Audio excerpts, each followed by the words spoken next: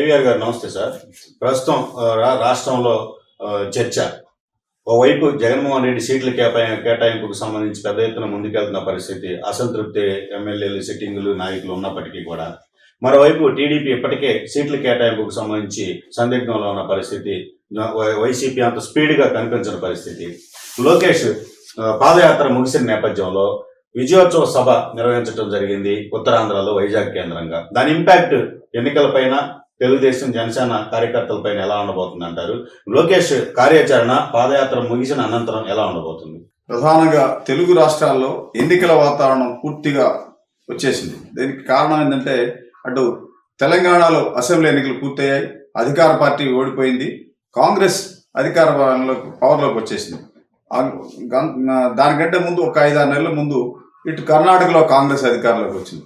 ఎప్పుడైతే తెలంగాణలో కాంగ్రెస్ అధికారంలోకి వచ్చిందో, ఇక్కడ అధికారంలో ఉన్నటువంటి వైకాపాకి మిత్రపక్షంగా ఉన్నటువంటి కేసీఆర్ ఓడిపోవడంతో ఒక్కసారిగా ఆంధ్రప్రదేశ్లో జగన్, వైకాపా అధికార పార్టీ నేతలు పూర్తిగా డీలా పడిపోయారు. గత ఎన్నికల్లో, అంటే 2019 ఎన్నికల్లో అవుట్రేటెడ్గా కేసీఆర్ పూర్తిగా జగన్కి మద్దతు ఇచ్చారు. ఇప్పుడు అక్కడ అధికార పార్టీ ఓడిపోవడంతో ప్రధానంగా సహజంగా అధికారంలో ఉన్న వాళ్ళ మీద ఇప్పుడు వ్యతిరేకత ఉంటుంది. ఇక్కడ జగన్ మీద వ్యతిరేకత ఇంకా ఎక్కువగా ఉంది. దానికి ప్రధాన కారణం ఏంటంటే, అభివృద్ధి, సంక్షేమ కార్యక్రమాలు ఇవన్నీ కూడా మరుగున పడిపోయి పూర్తిగా బటన్ నొక్కడానికే పరిమితం కావటం, తర్వాత అప్పులు పెరిగిపోవటం, అభివృద్ధి పూర్తిగా క్షీణించడం, పరిశ్రమలు రాకపోవడం, విభజన తర్వాత మనకు ప్రత్యేకమైనటువంటి ఒక రాజధాని కూడా లేని పరిస్థితి రావడం, ఇవన్నీ కూడా వచ్చే ఎన్నికల్లో ఓటర్లను ప్రభావితం చేసే అంశాలుగా తెర మీదకి వచ్చాయి. ఇప్పుడు కేసీఆర్ ఓడిపోవడంతో ఒక్కసారిగా వైకాపా శ్రేణుల్లో కానీ, అధినేతల్లో కానీ ఒక్కొక్కసారి వణుకు పుట్టింది. ఇది ఎప్పుడైనా అంతకుముందు ఒక 5-6 నెలల ముందే ప్రశాంత్ కిషోర్ ఐపాక్ బృందం రాష్ట్ర వ్యాప్తంగా సర్వేలు చేస్తా, ఆయా నియోజకవర్గాల్లో పర్యటిస్తా, అభ్యర్థులు, సిట్టింగ్ ఎమ్మెల్యేలు వాళ్ళందరినీ కూడా ఎవరిని మార్చాలా, ఎవరు బలహీనంగా ఉన్నారు, ఇటువంటి అన్ని కూడా ఎప్పటికప్పుడు రిపోర్ట్ ఇస్తా ఉన్నారు. అసలు ఐపాక్ బృందం స్వయంగా గుంటూరు నగరపాలక సంస్థలో సర్వసభ్య సమావేశంలో పాల్గొని అసలు అక్కడ అధికార పార్టీ నేతలు ఎలా ఉన్నారు, అపోజిషన్ ఎంత దూకుడుగా ఉంది, ఇట్లాంటివన్నీ కూడా పసిగట్టి దాని ఒక నివేదిక ఇవ్వాలని ఏకంగా సర్వసభ్య సమావేశంలోకి ఎంటర్ అయితే తెలుగుదేశం పార్టీ సభ్యులు గుర్తించి వాళ్ళని పక్కకు పంపించినటువంటి సందర్భాలు ఉన్నాయి. ఇప్పుడు ఒక్కసారి అంటే 2022 రిపబ్లిక్ డే అంటే జనవరి 26 తర్వాత 27వ తేదీన లోకేష్ పాదయాత్ర బిగినైంది. ఉత్తరాంధ్ర అంటే పాత 13 జిల్లాల్లో ఈ యాత్ర చేపట్టాలని ఒక రోడ్ మ్యాప్ తయారు చేశారు. యాత్ర సాగే కొంది తొలి దశలో అసలు లోకేష్ ఇంత యాత్ర చేస్తాడా, అసలు చేయడా, వాళ్ళు జనం ఉంటారా లేరా, తర్వాత వైకాపా మంత్రులు, బూతులు మంత్రులు అసభ్యంగా మాట్లాడటం, ఇట్లా రకరకాలుగా చేస్తే వాటన్నిటి లోకేష్ ఒక్కొక్కటి ఓవర్కమ్ అవుతా బాగా పోతున్న దశలో పోలీసులు అనేకమైనటువంటి హర్డిల్స్ క్రియేట్ చేశారు. ఇవన్నీ అధిగమించి పూర్తిగా పాదయాత్రని కంటిన్యూ చేస్తున్న చురుగ్గా సాగడం, జనం విపరీతంగా రావడం, ప్రభుత్వ వ్యతిరేక ఓటు ఒక్కసారిగా వెలుగులోకి రావడంతో అధికార పార్టీ నేతలు, గత నిఘా వర్గాల్లో కూడా కొంత ఆలోచన ప్రారంభమైంది, ప్రభుత్వం మీద తీవ్ర వ్యతిరేకత ఉందని. ఇది పరోక్షంగా లోకేష్ నాయకత్వ లక్షణాలను పెంచుకోవడానికి ఉపయోగపడింది. దానికి తోడు ప్రభుత్వంలో ఉన్న ప్రభుత్వ వ్యతిరేకత ఒక్కసారి బహిర్గతమైంది. దీంతో పాటు ఈ 2009 ఎన్నికల తర్వాత అధికార పార్టీలో అసంతృప్తిగా ఉన్నటువంటి నేతలు ఒకసారి తిరిగి పార్టీ ట్రాక్లోకి రావడం, ఎక్కడైనా అసంతృప్తి ఉండో లేకపోతే నియోజకవర్గ ఇన్ఛార్జో, మాజీ ఎమ్మెల్యేలు సరిగా లేకపోతే అక్కడ ప్రత్యామ్నాయాన్ని ఎంపిక చేసుకోవడానికి కూడా లోకేష్ పాదయాత్ర ఉపయోగపడింది. అధిష్టాన వర్గం ఆదేశాల మేరకు ఆయా ప్రాంతాల్లో అభ్యర్థులను కూడా ఎక్కడికక్కడ ప్రకటించడం, ఒకవైపు లోకేష్ పాదయాత్ర, మరోవైపు చంద్రబాబు నాయుడు ఈ ప్రాజెక్టుల దగ్గర యాత్ర, ఇలా రాష్ట్ర వ్యాప్తంగా ప్రభుత్వ వ్యతిరేకత ఒక్కసారి గుప్పుమనే విధంగా ఒక వాతావరణం క్రియేట్ అయింది. ఎప్పుడైతే రాయలసీమ నుంచి పాదయాత్ర ప్రారంభమైందో ఆయా నియోజకవర్గాల్లో వైకాపా నుంచి తెలుగుదేశం పార్టీ అధికారంలోకి వచ్చేవాళ్ళు, అదేవిధంగా సీట్లు ఆశించేవాళ్ళు, వీళ్ళంతా కూడా చేరికలు ఈ పాదయాత్రలో సంఘీభావం తెలియజేసి ముందుకు సాగారు. మీకు అదే టైంలో పట్టభద్రుల నియోజకవర్గాల్లో 3 చోట్ల ఎన్నికలు జరగడం, తర్వాత శాసనసభ నుంచి శాసన మండలికి ఎన్నికలు జరగడం ఇవన్నీ కూడా పాదయాత్ర సమయంలో జరిగాయి. జరిగినప్పుడు ప్రధానంగా రాయలసీమలోని అనంతపురం, అటు చిత్తూరు, ఇటు విశాఖ 3 పట్టభద్రుల నియోజకవర్గాల స్థానాలని తెలుగుదేశం పార్టీ సునాయాసంగా గెలుపొందింది. అంటే సుమారుగా 110-115 అసెంబ్లీ నియోజకవర్గాల్లో విస్తరించినటువంటి ఎన్నికల్లో తెలుగుదేశం అభ్యర్థులు 3 కూడా సునాయాసంగా గెలిచారు. అధికార పార్టీ అనేక ఇబ్బందులు పెట్టింది, తప్పుడు ఓట్లు నమోదు చేసింది, పోలింగ్లో అవినీతికి పాల్పడింది, అక్రమాలు చేశారు, తర్వాత విచ్చలవిడిగా డబ్బులు పంచారు. అయినా కూడా తెలుగుదేశం పార్టీ ఓటమిని విజయాన్ని అడ్డుకోలేకపోయారు. దీంతో అధికార పార్టీలో ఒక విధమైనటువంటి అలజడి ప్రారంభమై లోకేష్ పాదయాత్రని పూర్తిగా ఇట్లానే కొనసాగిస్తే ఇబ్బంది వస్తుందని చాలా ఇబ్బందులు పెట్టినా కూడా జనం స్వచ్ఛందంగా రావడం. ఇట్లా జరిగిన దశలో శాసనసభ నుంచి శాసన మండలికి ఎన్నికయ్యే ఎమ్మెల్సీ స్థానాన్ని తెలుగుదేశం గెలుపొందడం.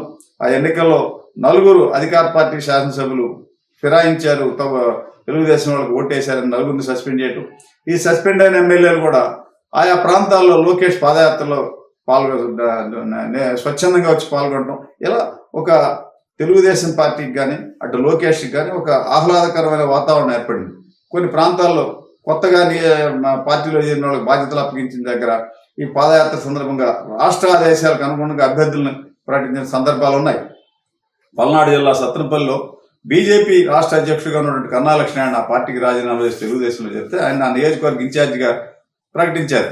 కానీ అక్కడ స్థానికంగా ఉన్నటువంటి కొన్ని గ్రూపులు ఇంకా టికెట్ ఆశించే వర్గాలన్నీ కొంచెం సముదాయించడం ఇటువంటి కసరత్తు జరుగుతున్నా కూడా లోకేష్ పాదయాత్రలో స్పష్టంగా సత్తెనపల్లి అభ్యర్థి కన్నా లక్ష్మీనారాయణ గెలిపించాలన్నటువంటి ప్రకటన చేశారు. అలా కొన్ని నియోజకవర్గాల్లో క్లియర్ ఇండికేషన్ ఉన్న దగ్గర అభ్యర్థులను కూడా ప్రకటించిన సందర్భాలు ఉన్నాయి. ఇవన్నీ కూడా కొంత పాదయాత్ర చురుగ్గా సాగి చివరి దశకి అంతా ఒక 1-2 నెలలు అయిపోద్ది అనుకున్న టైంలో చంద్రబాబు నాయుడుని అరెస్ట్ చేయడం, అరెస్ట్ తర్వాత న్యాయపరమైన అంశాలు, తండ్రి జైల్లో ఉంటే మనం ఈ పాదయాత్ర చేయడం కరెక్ట్ కాదని దానికి సుమారుగా ఒక 70 రోజులు విరామం ప్రకటించి పూర్తిగా చంద్రబాబు నాయుడు బెయిల్ నుంచి బయటకు వచ్చిన తర్వాత మరలా పాదయాత్రను కొనసాగించాల్సి వచ్చింది.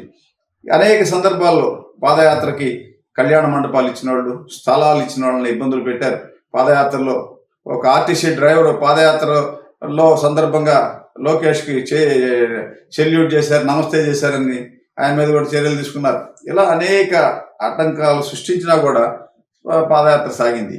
చంద్రబాబు నాయుడు అరెస్టు తర్వాత పవన్ కళ్యాణ్ ములాఖత్లో చంద్రబాబుతో మాట్లాడి వచ్చి బేషరతుగా తెలుగుదేశం పార్టీకి మద్దతు ప్రకటించడం, 2 పార్టీలు కలిసి ఎన్నికల్లో పోటీ చేస్తామని తెలియజేయటం, వైకాపా వ్యతిరేక ఓటుని చీలనీయమని ప్రకటన చేయటం, ఇటువంటి అన్నీ కూడా చంద్రబాబు అరెస్ట్ తర్వాత జరిగిన పరిణామాలు. ఆ అరెస్ట్ తర్వాత జరిగిన పరిణామాల్లోనే అటు తెలంగాణలో టీఆర్ఎస్ ఓడిపోవడం, ఇలా ఇవన్నీ జరిగి తిరిగి పాదయాత్ర కొనసాగే సమయంలో స్వచ్ఛందంగా జనసేన పార్టీ నాయకులు జనసేన పార్టీ కార్యకర్తలు కూడా పాదయాత్రలో పాల్గొన్నారు. నిన్న ముగింపు సభ అంటే ఎన్నికలు సమీపించబోతున్నాయి, ఇక పాదయాత్ర కొనసాగించడం టైం లేదని చెప్పి ఉద్దేశంతో పాదయాత్రని ఫుల్ స్టాప్ పెట్టి ఒక 4-5 రోజుల్లో 2 పార్టీల మధ్య సీట్ల పంపకాలు, చర్చలు, ఆ తర్వాత అసంతృప్తులని సీట్ల పంపకాలు, జనసేన కేటాయించిన సీట్ల వద్ద తెలుగుదేశం నాయకత్వాలు ఓదార్చడం ఇటువంటి కార్యక్రమాలన్నీ ఉన్నాయని పాదయాత్ర ముగించారు. పాదయాత్ర ముగింపు సందర్భంగా ఒక భారీ బహిరంగ సభను ఏర్పాటు చేశారు. ఆ బహిరంగ సభలో జనసేన నేతలు పవన్ కళ్యాణ్, నాదెండ్ల మనోహర్ పాల్గొన్నారు. తెలుగుదేశం వర్గాలు మొత్తం రాష్ట్ర స్థాయిలో భారీగా రాష్ట్ర ప్రభుత్వం యువగళం నవశక్తి సభలకి ఆర్టీసీ బస్సులు ఇవ్వకపోయినా కూడా అనేక ఆటంకాలు సృష్టించినా కూడా సభ విజయవంతమైంది. భారీ స్థాయిలో సభలు జరిగాయి. ఇది ఒక విధంగా నిన్న సభను పరిశీలిస్తే మనం ఎన్టీ రామారావు అధికారం కోల్పోయిన తర్వాత 1989-94 మధ్య 94 ఎన్నికలకు ముందు చివరిలో ఇట్లానే ఒక ఏడాది పాటు అనేక సభలు, గుంటూరులో రైతు సభ, నల్గొండ, నంద్యాల ఇట్లా కొన్ని ప్రాంతాలు జరిగి చివరికి హైదరాబాద్లో ప్రజా గర్జన పేరుతో పెద్ద భారీ సభను ఏర్పాటు చేసి వెంటనే ఎన్నికలకు వెళ్ళిపోయారు. అదే తరహాలో ఇప్పుడు యువగళం నవశకం పేరుతో తెలుగుదేశం పార్టీ ఏర్పాటు చేసిన సభ బ్రహ్మాండంగా సక్సెస్ కావడంతో ఆ పార్టీ వర్గాలు ఒక్కసారిగా ఉత్తేజం వచ్చేసింది. దానికి తగిన విధంగా పవన్ కళ్యాణ్ కానీ ఆ పార్టీ చెందిన నాదెండ్ల మనోహర్ కూడా ఆ సభలో మాట్లాడిన విధానం, వైకాపా వ్యతిరేక ఓటు చీలకుండా కలిసి పనిచేయాలనేటువంటి సంకేతం. తర్వాత ఈ ప్రభుత్వాన్ని ఓడించాలి అనేది ఏకైక ఎజెండాగా మేము ముందుకు సాగుతున్నామని చెప్పడం. దానికి తోడు చంద్రబాబు కూడా జనసేన తెలుగుదేశం పార్టీలు కలిసి రాష్ట్రంలో మరో 2 ప్రాట్ల భారీ సభలు జరగబోతున్నాం. రాజధాని అమరావతిలో, తిరుపతిలో, రాయలసీమకు సంబంధించి తిరుపతిలో 2 సభలు నిర్వహించి ఉమ్మడి మేనిఫెస్టో అంటే జనసేన తెలుగుదేశం అంటే భవిష్యత్తులో ఏర్పడబోయే ప్రభుత్వంలో జనసేన కూడా భాగస్వామి కాబోతున్నట్టుగా సంకేతాలు ఇచ్చేశారు. ఉమ్మడి ప్రభుత్వం, ఉమ్మడి మేనిఫెస్టో, ఉమ్మడి ఎన్నికల కార్యాచరణ ప్రకటించబోతున్నట్లుగా స్పష్టం చేశారు. ఇది ఒక విధంగా తెలుగుదేశం జనసేన 2 పార్టీలు ఐక్యంగా కలిసి ముందుకు సాగడానికి, వైకాపా వ్యతిరేక ఓటు చీలకుండా వైకాపా ప్రభుత్వాన్ని ఓడించడానికి ఒక ఉమ్మడి రోడ్ మ్యాప్ తయారు చేశారు. ఆ యువగళం పాదయాత్ర తెలుగుదేశం పార్టీలో నూతన ఉత్తేజాన్ని నింపడానికి, కొత్త నాయకత్వాన్ని డెవలప్ చేసుకోవడానికి కూడా ఎంతో ఉపయోగపడింది. అనేక మంది అనేక నియోజకవర్గాల్లో కొత్త నేతలు పార్టీకి కలిసి వచ్చారు. కొన్ని ప్రాంతాల్లో చాలా ముందుగానే ఆయా మీకు ఉదాహరణకు నెల్లూరు రూరల్ ఎమ్మెల్యే కోటంరెడ్డి శ్రీధర్ రెడ్డిని వైకాపా వాళ్ళు సస్పెండ్ చేశారు. ఆయన పూర్తిగా తెలుగుదేశం పార్టీలో చేరి సంకేతాలు ఇవ్వక ముందే ఆయన సోదరుడు రాయలసీమలో అంటే కర్నూలు జిల్లాలో యువగణం పాదయాత్రలో పాల్గొని సంఘీభావం తెలియజేశారు. ఆ తర్వాత ఆయన తెలుగుదేశంలో చేరాడు.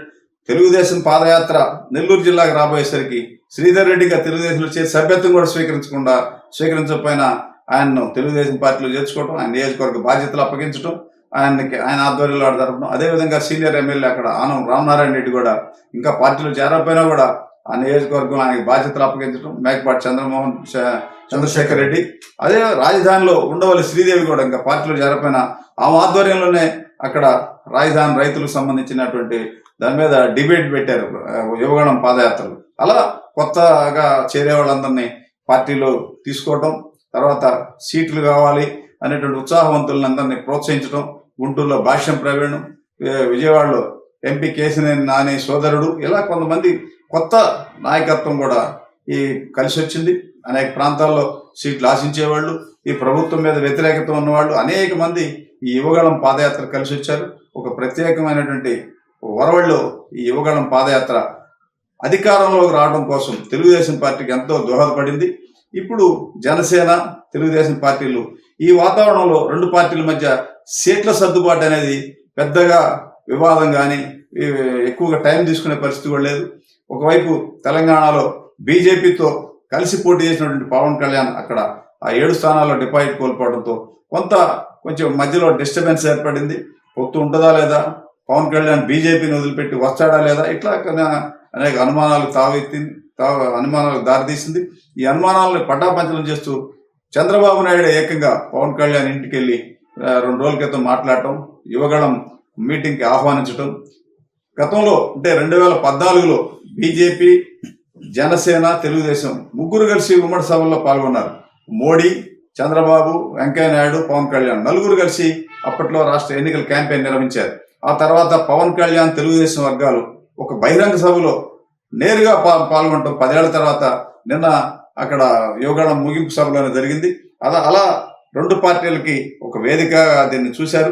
అయితే యువగళం ముగింపు సభలో పవన్ కళ్యాణ్, మనోహర్ పాల్గొన్నా కూడా చాలా హుందాతనంగా మాట్లాడారు. ప్రధానంగా ఈ యువగళం పాదయాత్ర లోకేష్ కష్టపడి చేసింది, ఈ ప్రతిభ, ఈ క్రెడిట్ లోకేష్కే అందాలా, మేము రాము ఈ సభకు అన్నా కూడా కాదని చెప్పినాక వాళ్ళు కూడా ఈ సభకి లోకేషే చీఫ్ గెస్ట్ అంటూ వాళ్ళు చాలా హుందాతనంగా మాట్లాడారు. ఈ సభ వలన 2 పార్టీల కార్యకర్తలు, నేతలు మధ్య ఒక సుహృద్భావ వాతావరణం ఏర్పడింది. ఇదే వాతావరణంతో ఇక బహుశా అంటే ఈ డిసెంబర్ నెలాఖరికే ఈ 2 వారాల్లోనే ఎన్నికల ప్రక్రియ, సీట్ల సర్దుబాటు, అభ్యర్థుల ఖరారు ఇటువంటి అంశాలు కూడా తెలిపబోతున్నాయి. సంక్రాంతి లోపలే బహుశా కామన్ మేనిఫెస్టోతో ప్రజల్లో రాబోతా ఉన్నారు. ఒకవైపు తెలంగాణలో మిత్రులు టీఆర్ఎస్ అంటే వైకాపా మిత్రులు టీఆర్ఎస్ వాళ్ళు ఓడిపోవడం, దాంతో ఇటు తిరిగి జగన్ వైకాపా శ్రేణులు ఇప్పుడు ఈ ఎన్నిక పవర్ ఉంటుందా పోద్దా, అక్కడ అధికార పార్టీలో ప్రధానంగా తెలంగాణలో సిట్టింగ్ ఎమ్మెల్యేలు మార్చకపోవడం వల్లనే మనం ఓడిపోయాం అనే సారాంశం అటు తేలింది. అంటే కొన్ని చోట్ల సిట్టింగ్ అభ్యర్థులను మార్చిన దగ్గర కొంచెం మంచి ఫలితాలు వచ్చినాయి. అదే విధానాన్ని మనం అమలు చేయాలని జగన్ ఒక 2 వారాలు అంటే తెలంగాణ ఫలితాలు వచ్చినప్పటి నుంచి ప్రతి చోట సిట్టింగ్ ఎమ్మెల్యేలు ఎక్కడెక్కడ మార్చాలా ఏంటి అని ఒక 100 మంది ఒక అభ్యర్థుల్ని ఖరారు చేసి ఒక 100 నియోజకవర్గాలు తయారు చేసి దశల వారీగా వాళ్ళని తాడేపల్లి ప్యాలెస్కి పిలిపించడం, వాళ్ళతో చర్చలు జరపడం. ఒక తొలి దశ ఒక 11 నియోజకవర్గాల జాబితాను వదిలారు. ఆ 11 నియోజకవర్గాలు కొత్త ఇన్ఛార్జీలు పెట్టారు. ఇక రెండో దశ, మూడో దశ, రెండో జాబితా, మూడో జాబితా ఇట్లా జాబితాలు రాబోతా ఉన్నాయని చెప్పి అంటున్నారు. తాడేపల్లి ప్యాలెస్ లో వణుకు ప్రారంభమైంది. విజయనగరం సభ, ఈ యువగళం సభ సక్సెస్ కావడంతో తెలుగుదేశం పార్టీకి అది పెద్ద టానిక్ గా ఉపయోగపడింది. వైసీపీ వర్గాలు డీలా పడిపోయాయి. ఈ పార్టీ నుంచి ఎంతమంది బయటకు వెళ్ళిపోతారు ఏంటి అనేది పెద్ద ఆందోళనగా ఉంది. ఇప్పుడు ఈ యువగళం సభ తర్వాత జనసేన, తెలుగుదేశం పార్టీ కలిసి ఒకే తాటి మీద వెళ్ళబోతా ఉన్నాయి. ప్రస్తుతం లోకేష్ చేపట్టిన పాదయాత్ర వలన తెలుగుదేశం వర్గాలు ఎంతో ముందంజలో ఉన్నాయి. వాళ్ళకి ఒక దశలో అంటే జగన్ అధికారంలోకి వచ్చిన తర్వాత పూర్తిగా నిర్వీర్యమై పార్టీ వ్యవస్థ అంతా నిర్వీర్యమైపోయి ఒక పక్క కోవిడ్, ఒక పక్క స్థానిక సంస్థల్లో కూడా వదిలేసినటువంటి స్థితి నుంచి ఈరోజు తిరిగి అధికారంలోకి రాబోతున్నాం, మనమే అధికార పగ్గాలు రాబోతున్నాయి అనే దశకు పార్టీ వచ్చేసింది. దానికి ప్రధానంగా యువగళం పాదయాత్ర ఎంతో ఉపయోగపడింది. ఇది దీనికి సంబంధించిన అంశాలు.